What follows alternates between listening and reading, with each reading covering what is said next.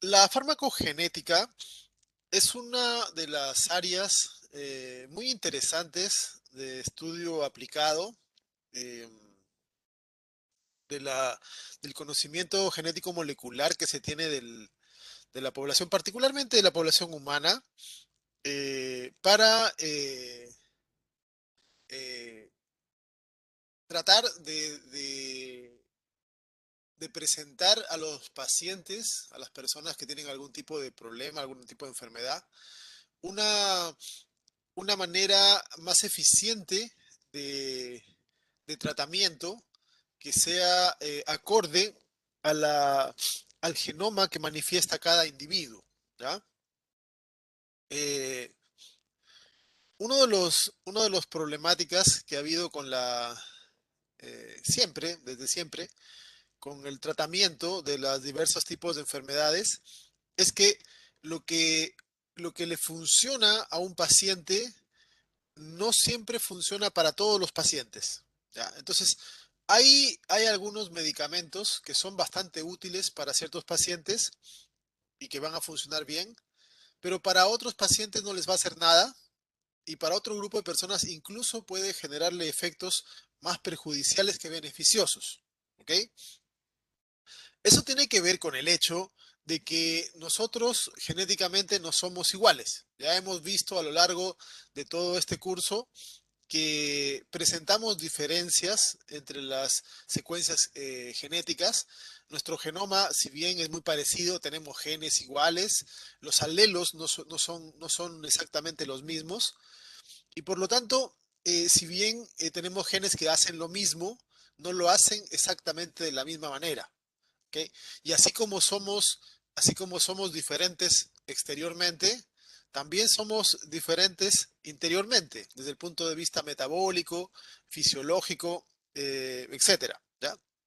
Por lo tanto, tiene un sentido de lógica tremendo de de que si somos diferentes, los medicamentos no deberían tener el mismo efecto sobre los individuos, como se ha podido constatar a través de una enorme cantidad de evidencia eh, y, y que en la actualidad ya se conocen diversos mecanismos genéticos de respuesta de nuestro organismo a los diversos tipos de medicamentos y por ende el objetivo final de la farmacogenética es que cada persona tenga un perfil, se pueda determinar cómo va a responder a cada medicamento, a cada tipo de droga, a cada tipo de molécula que se usa en medicina, para que de antemano, sin estar haciendo pruebas de ensayo y error, conocer qué clase de molécula le sirve al individuo y en qué dosis le va a servir, ¿ya? Eso es lo que vamos a estudiar en la clase de hoy. Las diferencias en cuanto al proceso de metabolización que presentamos los humanos ya se conocían desde antiguo, ¿ya? Uno eh, eh, eh, de los grandes científicos de la antigüedad, por ejemplo, ya sabía acerca de que habían individuos, incluido el mismo, que, que tenían problemas bastante graves por comer algunas legumbres como las habas. ¿Ya? Hay una enfermedad clásica que se conoce como favismo, ¿ya? Que se produce justamente cuando hay un consumo de este tipo de legumbres. eh, de semillas, pero no lo padecen todas las personas.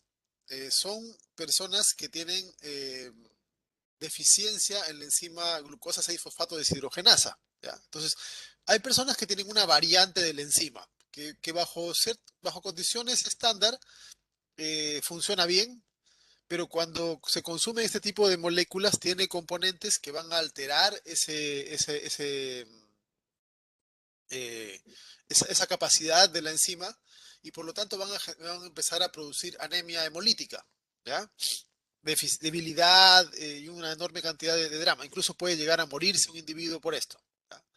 Eh, entonces, es una cosa bastante interesante, ¿ya? Que ya se conocía que cada persona responde de forma diferente, en este caso a alimentos.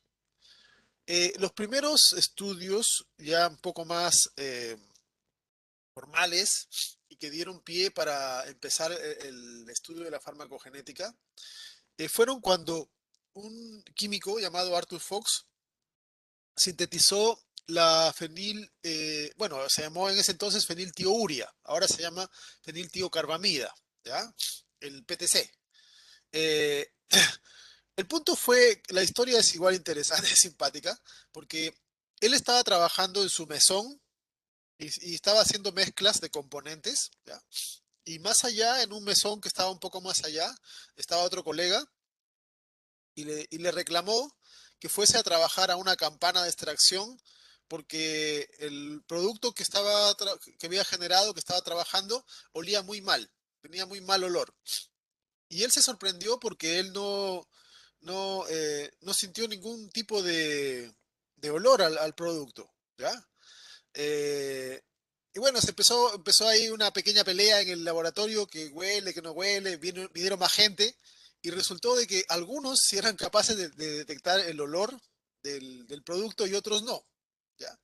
Entonces, después se hizo un estudio donde se invitó a un montón de gente, como pueden ver ahí en la fotografía, para, para que detecte, bueno, en este caso ya era con probar un poquito del producto para determinar si podían censar o no este sabor. Un sabor un poco agrio, pero era para detectar. Y se encontró de que solamente alrededor de un 30% de las personas que participaron en el estudio eran capaces de detectar esta, este compuesto. ¿Ya? Entonces, en base a estos estudios, que primero empezaron como una cosa de curiosidad, después se empezó a documentar el concepto, el concepto de que así como se podían censar por sabor algunos compuestos, también deberíamos de tener elementos que hacían de que la respuesta a los fármacos eh, fuesen diferentes, porque ya se sabía de que existían diferencias individuales en la respuesta a medicamentos, pero no se lo había asociado a algo. Y ahora se empezó a asociar a que debería ser un componente genético involucrado. Poco después, Vogel eh, propuso ya el término formal de farmacogenética para el desarrollo de este campo de estudio. Y el primer trabajo en ese sentido, que fue escrito por Callow, que habla de la farmacogenética y la herencia con respecto a la respuesta de drogas, en el 62 estableció a esta área como un campo particular de estudio, ¿ya?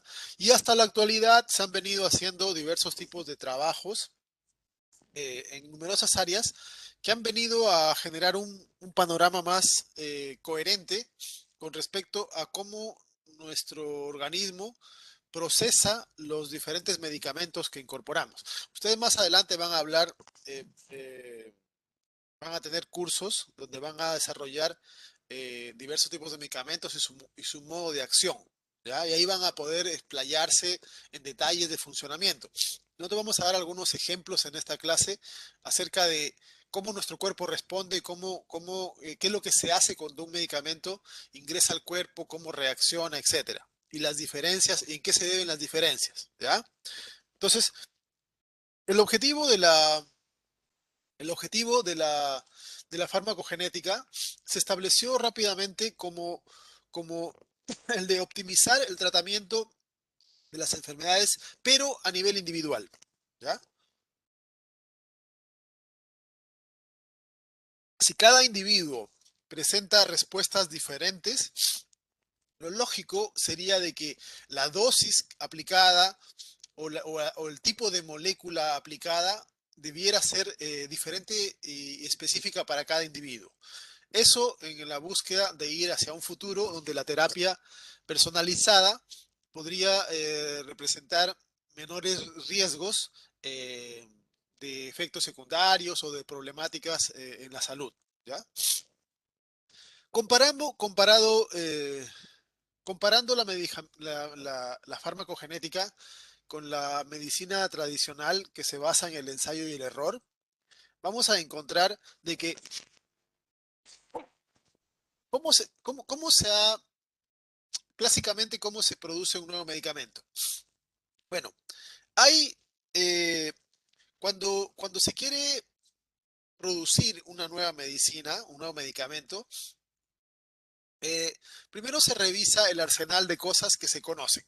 Por ejemplo, se está buscando, imagínense, una, una nueva molécula para, no sé, la fiebre, por poner un ejemplo. Por poner un ejemplo cualquiera. ¿Ya? Entonces, en todas partes del mundo hay tratamientos que son convencionales, tradicionales, ¿ya? Mucha de los tratamientos derivan del conocimiento cultural, ¿ya? Eh, Poblaciones donde las personas saben qué clase de plantas sirven para qué clase de dolencias, y esas cosas se van generando y aprovechando elementos. Eh, cuando se encuentra alguna especie que produce metabolitos que funcionan de alguna forma, se puede buscar especies relacionadas y tratar de ver qué clase de metabolitos presentan. En base a eso, una vez que se tiene un compuesto definido, se puede probar en un grupo de personas, ¿ya? Y se puede ver si funciona o no funciona. Para eso son los trials, los ensayos, ¿ya? Hay un montón de gente que se inscribe eh, para probar medicamentos. Y ahí es donde se puede ver si hay efectos secundarios, si funciona o no funciona, etcétera. Y se ve además la dosis. Algunos le dan menos dosis, más dosis, y se puede ver cuáles son las dosis que generan efecto, a qué dosis ya no genera efecto, etcétera. Y se genera así por un modelo de ensayo y error del promedio de la población que se aplicó, una dosis generalizada, ¿ya? Eh, y en base a eso se tiene dosis de diferentes medicamentos. Y de hecho, cuando uno tiene algún tipo de afección, el médico le receta ciertos tipos de medicamentos genéricos con una dosis específica. Y le dice, bueno, tómese esto y si no funciona, regrese la próxima semana. Y si a la semana siguiente la persona regresa y le dice que ha tenido muchos efectos secundarios, que ha tenido mareos, que ha tenido esto, el otro, bueno, le bajan la dosis, ¿ya? O si no tiene ningún efecto de mejora, le suben la dosis. Y si no, le cambian por otro medicamento. Y la medicina en general se ha basado bastante en este tipo de ensayo y error, ¿ok? Eh, el, el- el- el- el- el propósito de la farmacogenética es obviar este ensayo y error. Y es a partir del análisis de la genética del individuo poder determinar una dosis efectiva para ese individuo, ¿ya? ¿Cuáles son los problemas que han llevado a esto? Bueno, la verdad es que hay una gran cantidad de fármacos que son imprecisos, ¿ya? En este esquema se muestra algunos de los peores fármacos, ¿ya? Que se han producido alguna vez. Muchos de estos ya no se usan. eh, en donde esto es proporcional. Los, los individuos en azul representan el grupo de personas a las cuales sí les hace efecto el fármaco, y los individuos en rojo, los individuos a los cuales no les hace efecto el fármaco, ¿ya? Y pueden ver que en algunos casos el porcentaje de personas a las cuales sí les sirve realmente el fármaco es bajísimo, menor del 10% en algunos casos, ¿ok? Entonces, eso ha llevado a potenciar el hecho de que se necesite conocer algo de la genética humana y la forma en la cual responde a los fármacos para poder hacer un tratamiento más eficiente. No solamente el problema está en que los fármacos que se apliquen puedan no servir para la enfermedad que uno pretende curar, sino que además tenemos el problema de que muchos fármacos pueden generar toxicidad, ¿ya? La sulfametacina es una molécula que se usa para tratamiento de diferentes tipos de infecciones respiratorias, digestivas, o geniturinarias, ¿ya? Pero hay un grupo de personas que son sensibles a este fármaco. Si, si no se sabe de antemano y le dan a estas personas esta molécula, bueno, las mucosas van a empezar a desprenderse, como se ve ahí. ¿Ya? A este le dicen piel de mariposa, porque se desprende como si fuesen láminas casi transparentes. ¿Ok? Esto es por una reacción adversa al fármaco. ¿Ok? Entonces, a veces no es que solo el fármaco no cure lo que pretende curar, sino que además a veces empeora otros tipos de tejidos. ¿Ya? O, o el lupus eritematoso sistémico inducido por procainamida, que es un medicamento para el corazón, ¿ya? Que funciona como agente antiarrítmico, ¿ya? Pero puede producir otro tipo de defectos. ¿Ya? Eh, la dosis también es todo un tema. Eh, Muchos de los medicamentos que consumimos nosotros acá en Sudamérica no han sido probados en Sudamérica, no han sido probados con las poblaciones sudamericanas, han sido probados con poblaciones africanas o del Asia, ¿ya? O algunas poblaciones europeas, ¿ya? Entonces, la genética de las poblaciones tampoco es equivalente. Y tal vez la dosis promedio que le sirve a un europeo en términos generales pueda no ser la misma que sea útil para un sudamericano, para un africano, etcétera, ¿ya? Entonces, el ajuste de las dosis está dado de acuerdo a las poblaciones en las cuales se hizo el estudio.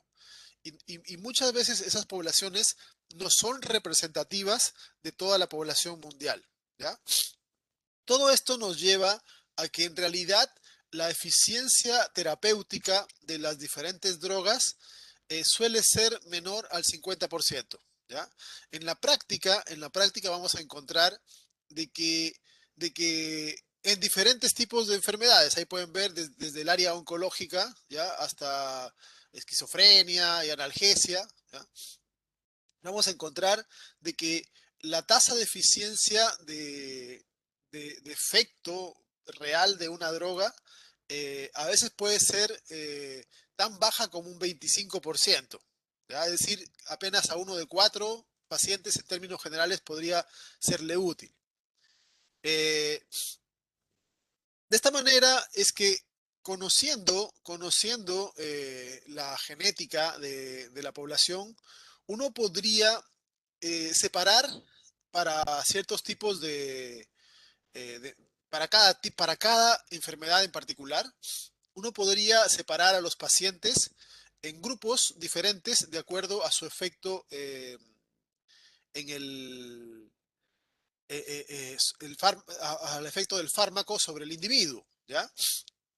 Lo ideal, por ejemplo, lo ideal sería tener que un grupo de pacientes a los cuales un fármaco en particular les da un efecto positivo con respecto al tratamiento de la enfermedad y no tiene efectos secundarios.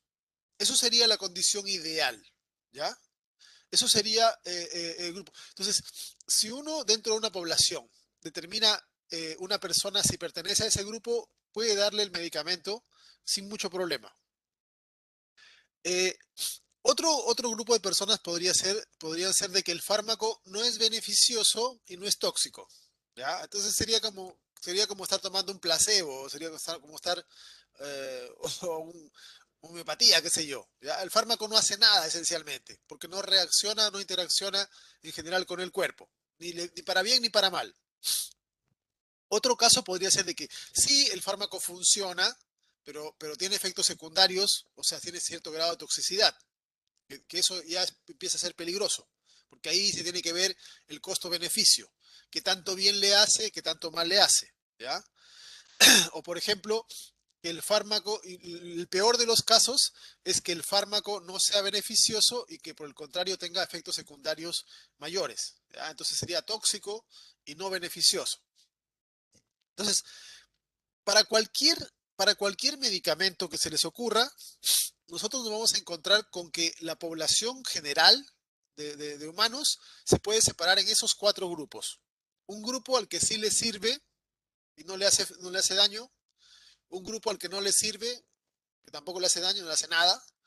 Un grupo al que le sirve pero le hace daño, ¿ya? Y otro grupo que no le sirve y le hace daño. Muchos medicamentos, por desgracia, caen en este grupo de acá arriba, en el verde, en donde, porque no hay otra cosa, se decide que la persona tome el fármaco a pesar de que sea tóxico, ¿ya? Por ejemplo, en enfermedades autoinmunes se suele dar ciertos tipos de esteroides, ¿ya? Que van a controlar la población de linfocitos para que no se genere la reacción autoinmune, pero van a dañar otros tipos de tejidos, ¿ya? Y normalmente una persona que consume permanentemente cierto fármaco termina con daños hepáticos o renales o en algún otro tejido, ¿ok? Porque para tratar una cosa se está compensando y se está dañando otra, ¿ya? Entonces, estos problemas son los que se pretenden resolver con la farmacogenética, porque si conocemos la genética particular de cada individuo, podremos separar en grupos. Y a este grupo de blanco que está acá, que sí le sirve el fármaco y no tiene efectos secundarios, sobre esta gente sí le daremos ese tipo de medicamento. Pero a los otros tendremos que buscar otro tipo de medicamento, un fármaco que sí les funcione y que no tenga efectos tóxicos, de acuerdo a la genética de cada individuo. Ese es el ideal que plantea la farmacogenética. Para poder entender esto, eh, se planteó el estudio del proceso de movilización y efecto del fármaco en el cuerpo, ¿ya? Entonces, es importante conocer cómo se absorbe el fármaco, ¿ya? Cómo se distribuye dentro de los tejidos, cómo se metaboliza, qué cambios se realizan y finalmente cómo se elimina, ¿ya? Todos esos procesos van a ser estudiados por la farmacocinética y la farmacodinámica, ¿ya? La diferencia entre estas dos tiene que ver con que la farmacocinética estudia el proceso eh, los procesos a los que un fármaco es sometido en su paso por el organismo. Y la farmacodinámica estudia el efecto que tiene bioquímica y fisiológicamente el fármaco y el mecanismo de acción en sí, ¿ya? Entonces, eso es la farmacocinética y dinámica en términos generales.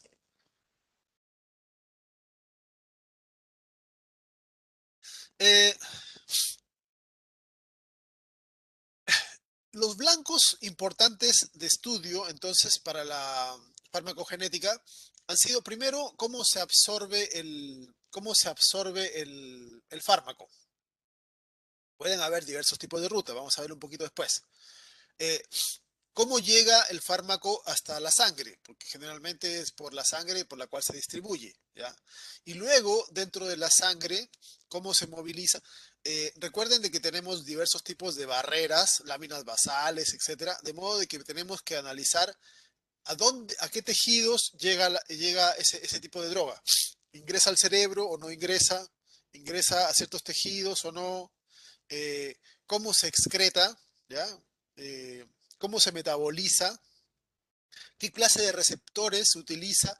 ¿Es incorporado dentro de las células o tiene un efecto señalizador en la membrana? ¿Ya? ¿Activa canales? ¿Cómo es la vía de señalización? ¿Qué clase de tejidos responden a la droga?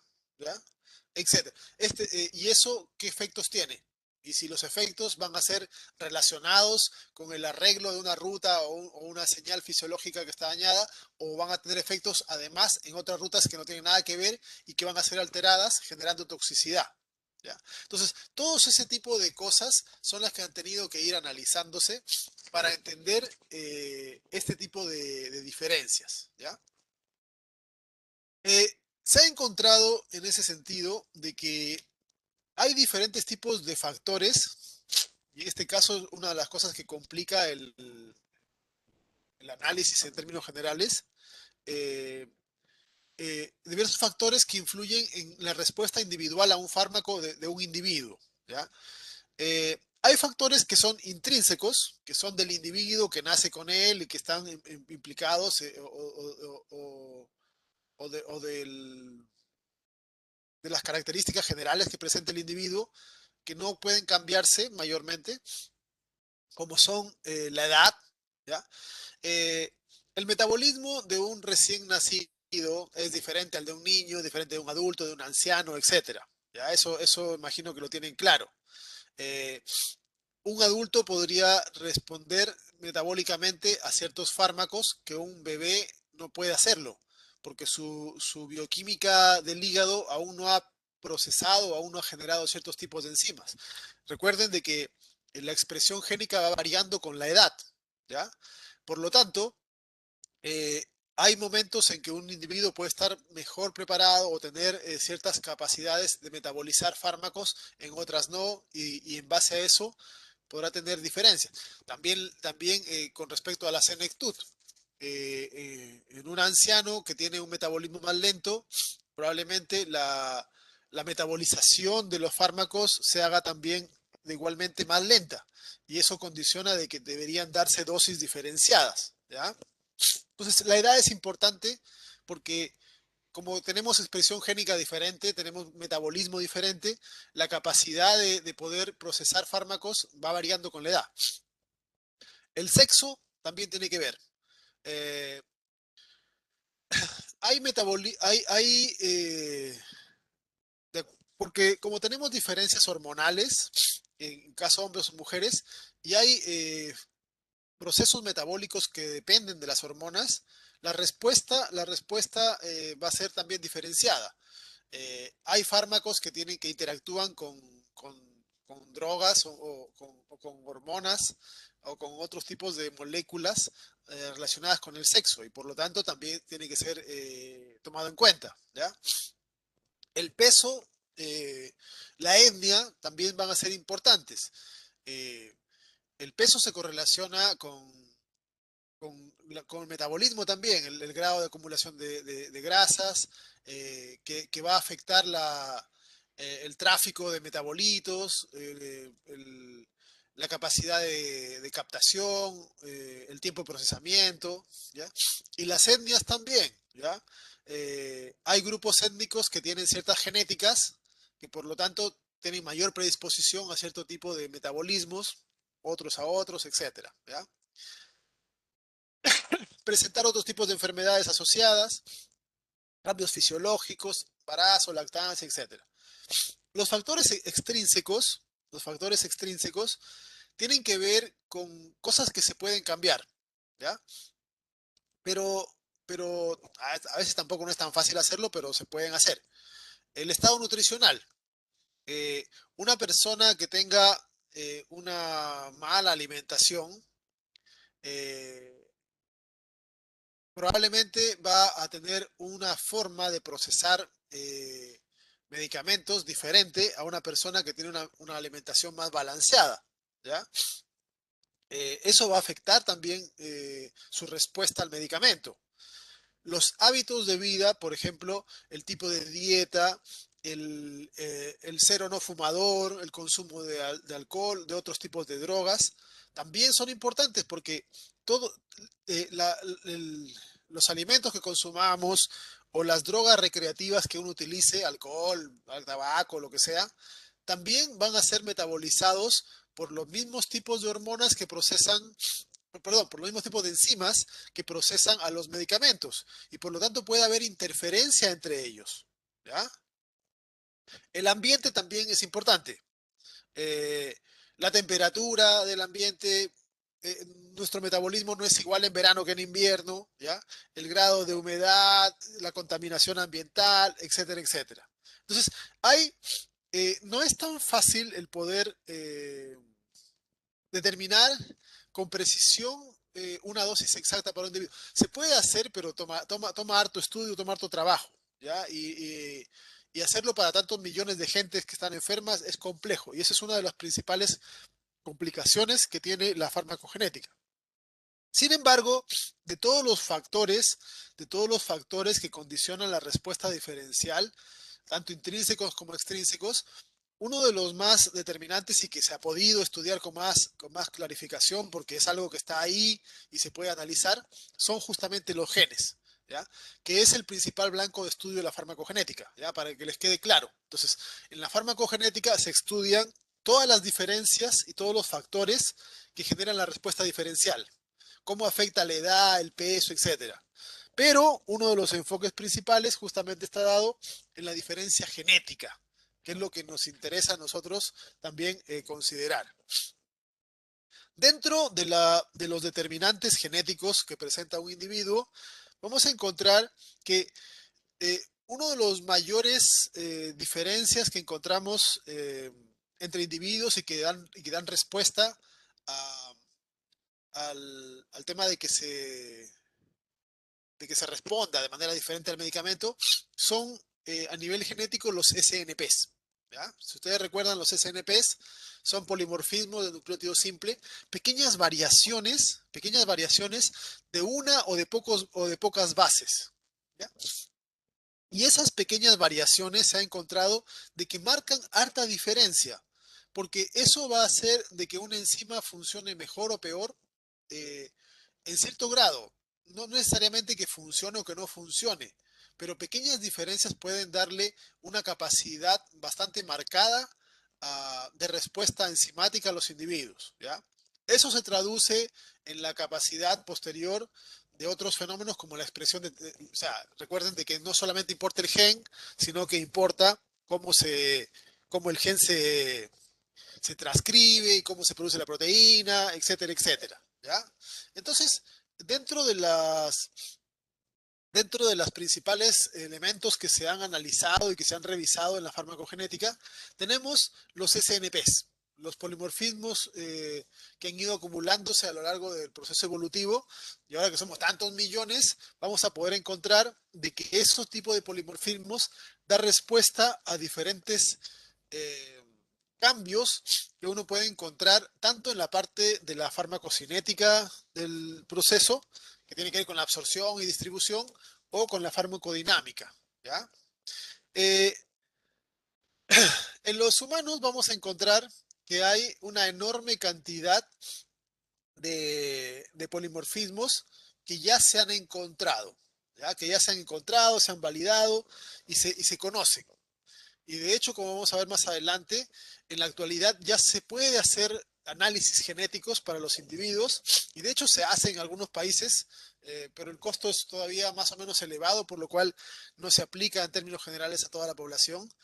Eh, Hay un costo económico importante, pero se puede analizar y ya se puede hacer estudios bastante importantes de cómo responde a un individuo, ¿ya?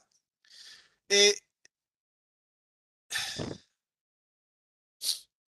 Se han realizado a la fecha bastantes estudios de asociación, ¿ya? Para poder determinar qué clase de elementos eh, son los más importantes en la respuesta a a la acción de los fármacos, ¿ya?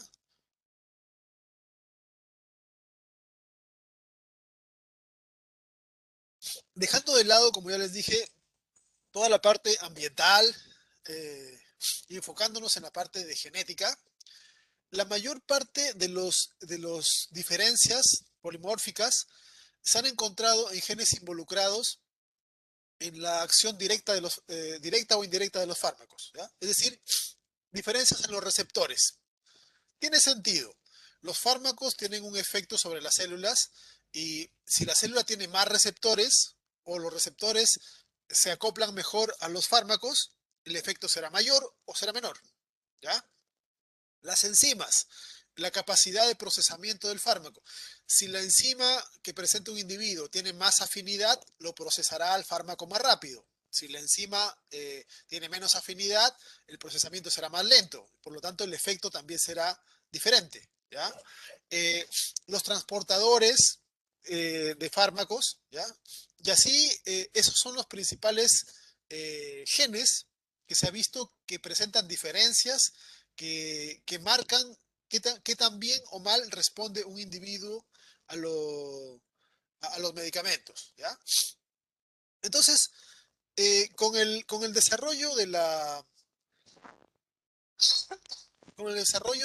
secuenciación del genoma humano, eh, se pasó de la farmacogenética a la farmacogenómica como una gran ayuda para identificar grandes cantidades de, de, eh, de sitios o de blancos terapéuticos posibles que permiten dar cuenta de esta diferencia. ¿Ya? Eh, Vamos a encontrar que la farmacogenética nos ayuda a seleccionar qué paciente responde a un fármaco bien o mal. Si ese, si ese medicamento es adecuado o no es adecuado y la dosis. Y para eso vamos a ver cómo es que funciona el proceso eh, de movilización del fármaco y su metabolización, particularmente en el hígado. ¿Ya? Ahora, eh, muchos medicamentos vienen en más de una forma de dosificación y cada dosificación también tiene diferencias porque va a influir en la manera en la cual va a ser absorbida. Por ejemplo, la aplicación de un fármaco, la administración es importante. La, hay algunos medicamentos que vienen en cápsulas y hay que tomarlos y después empiezan a disolverse la cápsula en el estómago y después empiezan a ser absorbidos, etcétera. Hay otros que son inyectados y la inyección puede ser intramuscular o directamente intravenosa, ¿ya? Hay algunos que funcionan como parches en la piel. Entonces, la forma en la cual se administra el fármaco influye. Porque por ejemplo, si va a ser una inyección directa a la vena, estamos colocando directamente el metabolito en el sistema sanguíneo, que en un minuto va a dar la vuelta por todo el cuerpo. ¿Ok? En cambio, un parche que uno se coloque en la piel, el grado de absorción va a ser mucho más lento. Tiene que pasar el epitelio, tiene que pasar el conectivo hasta llegar a la sangre. Proceso lento.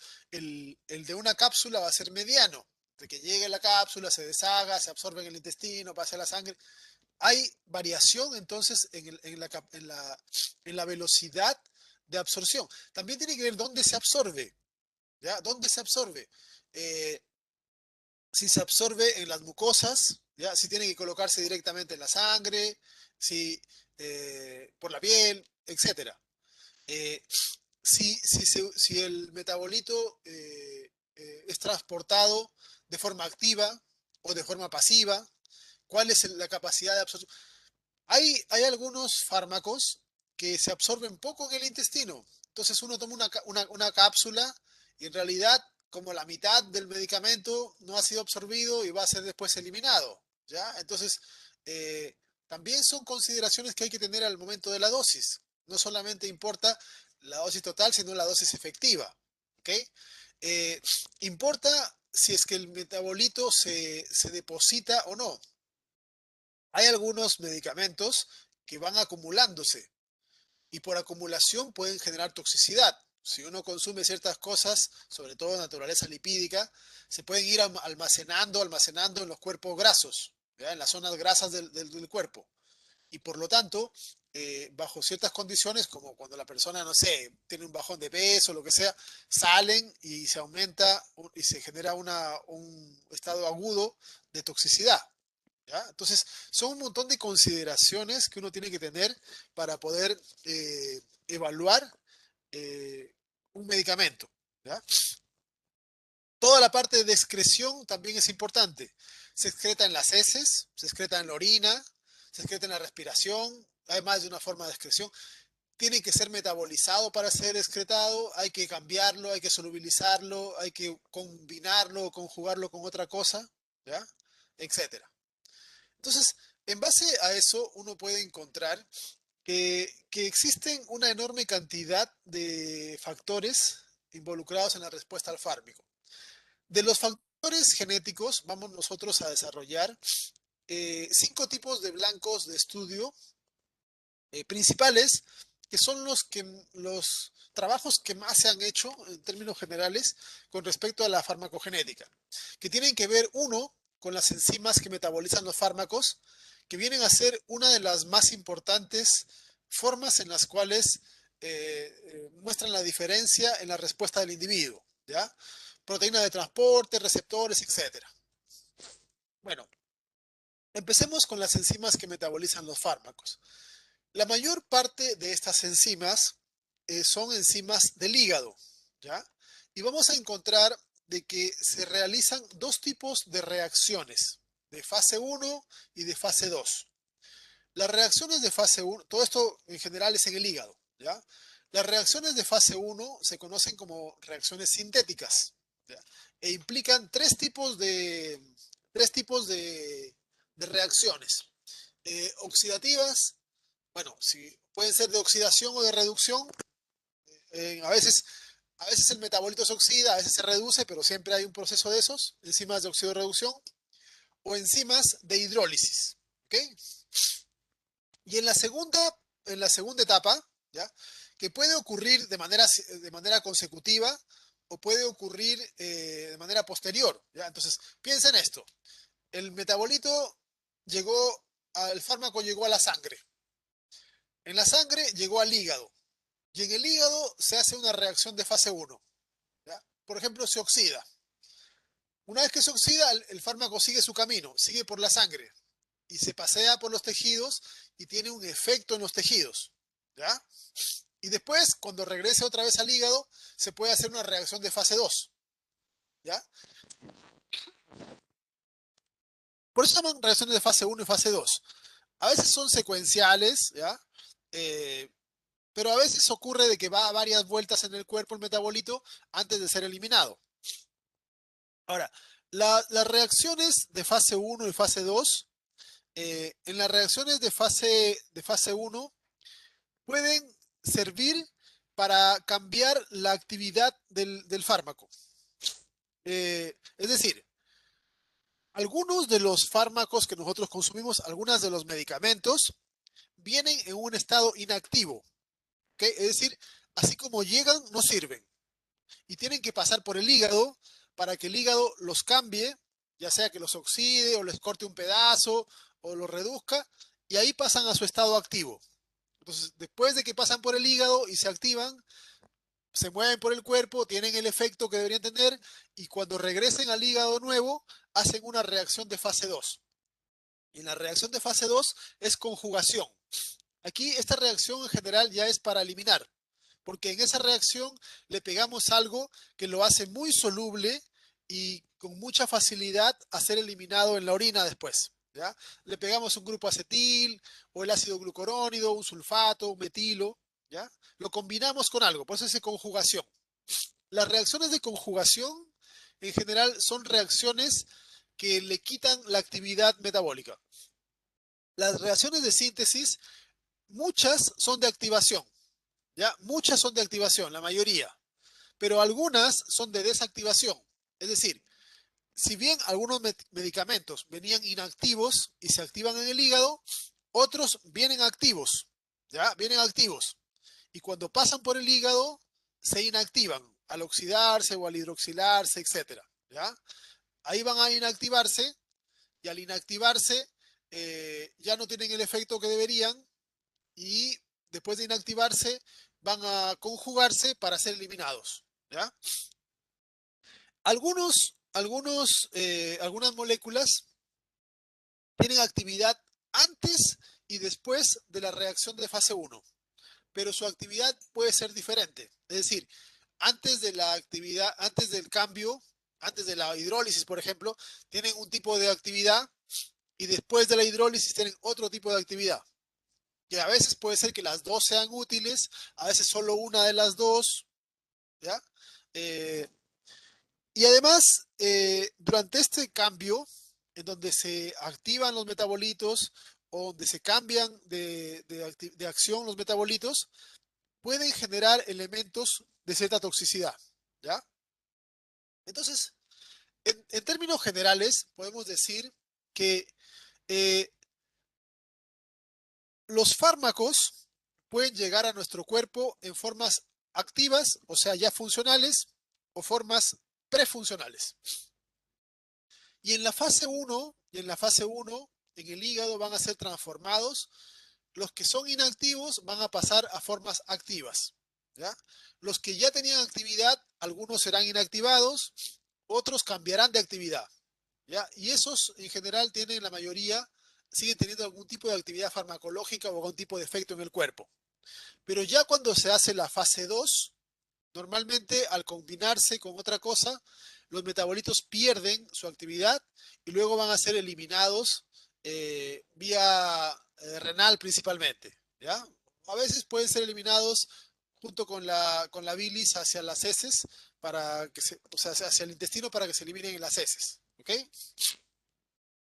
La única excepción que se conoce hasta la fecha es de la morfina. La morfina necesita pasar por una reacción de fase 2 para activarse, ¿ya? Es el único metabolito que se conoce que tiene que pasar una reacción de fase 2, una conjugación, asociarse con un azúcar para tener actividad. Porque la morfina tal como viene es un fármaco que no tiene el efecto correcto, ¿ya? Entonces son algún tipo de excepciones. Ahora, ¿cuál es lo que uno espera, lo que uno espera dentro de los individuos o lo que uno encuentra dentro de los individuos, ¿ya? Vamos a encontrar que lo usual y lo que uno debiera de tener como mecanismo de respuesta correcta a un fármaco es que un individuo con una genética determinada que tenga las enzimas correctas, recuerden, estamos hablando de enzimas que hacen esto, ¿ya? Generalmente enzimas de la fase uno. Lo que se necesita es que cuando yo le doy el fármaco, las enzimas lo procesen al fármaco a una velocidad tal, lo transformen en una molécula que tenga un efecto terapéutico, ¿ya? Aquí se muestra en rojo, en verde y amarillo los diferentes efectos, ¿ya?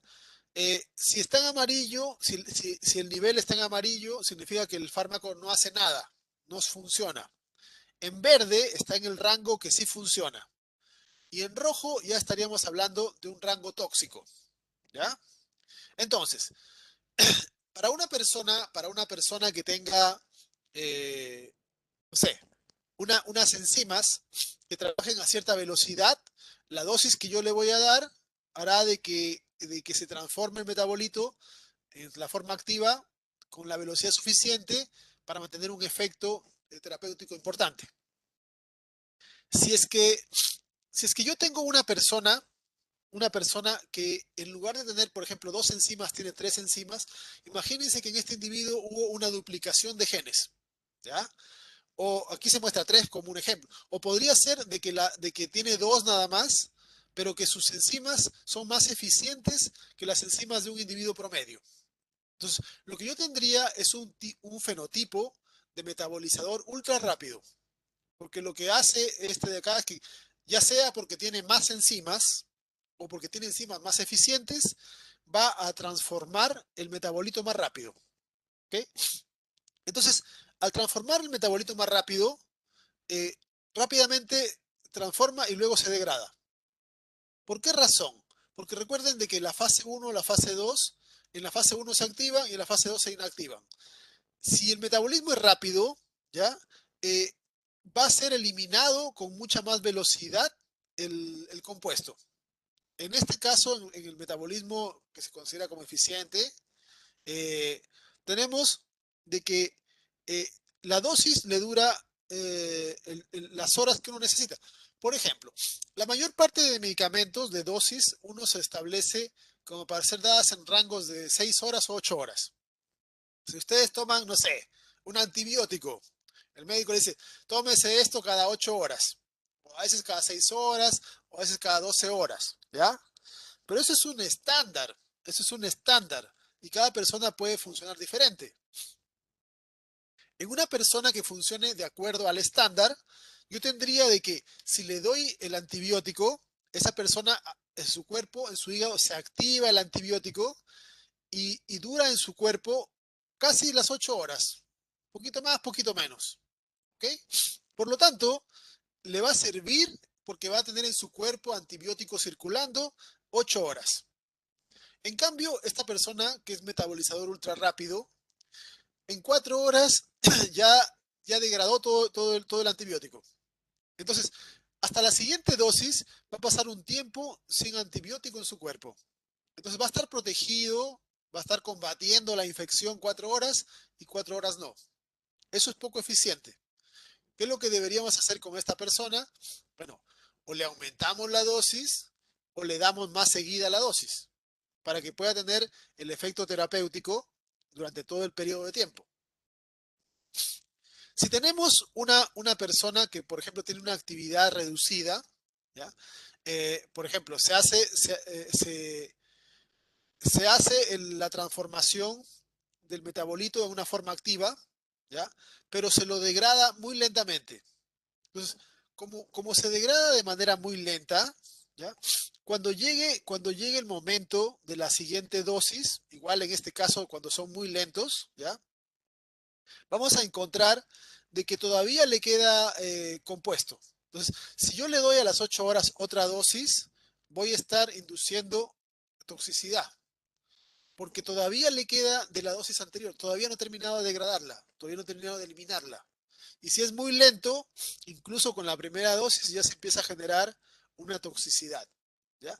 Entonces, por esto es que es importante conocer si una persona es capaz de metabolizar rápido o lento un medicamento para ajustar la dosis, para darle la dosis más frecuentemente o la dosis más espaciada. De repente una persona como esta necesita una dosis no cada 8 horas, sino una al día puede ser, porque le dura el metabolito en el cuerpo más tiempo, porque su cuerpo lo elimina con más lentitud. ¿Se entiende? Y si lo elimina más rápido, pues hay que darle más seguido la dosis, ¿ya? O cambiarle. Para estas cosas es que sirve conocer la velocidad de metabolización de los fármacos, ¿ya? Eh, ya existen un montón de genes que se conocen de importancia que tienen que ver con las diferencias en la farmacogenética, ¿ya? Dentro de los más importantes, ¿ya? Dentro de los más importantes, vamos a encontrar que existen, bueno, por ejemplo, aquí está uno de los que mencioné al principio, la glucosa 6-fosfato deshidrogenasa, ¿ya? Que tenía que ver con las habas, ¿ya? Eh, el, Dentro de los polimorfismos más interesantes, tenemos a los citocromos, ¿ya? Si ustedes recuerdan, citocromos los hemos visto en las proteínas que transportaban electrones en la cadena de transporte mitocondrial, pero hay un montón de otras proteínas que tienen esos grupos hemo y que también se conocen como citocromos. Pero estas son enzimas que tienen capacidad de oxidación. Hay hartos citocromos, ¿ya? Hay hartos citocromos que son responsables, como pueden ver ahí, del metabolismo de una gran cantidad de fármacos. Vamos a estudiar cómo funcionan algunos de estos luego de la pausa, ¿ya?